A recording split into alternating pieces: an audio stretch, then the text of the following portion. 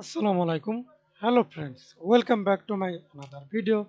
In this video, how to add triple integral equation in Microsoft Excel.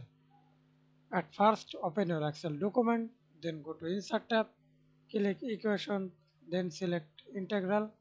Now find triple integration, then click here. Okay.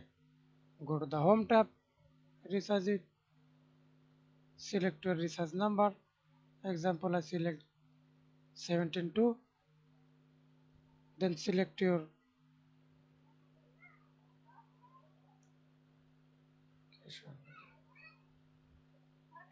example, select tx.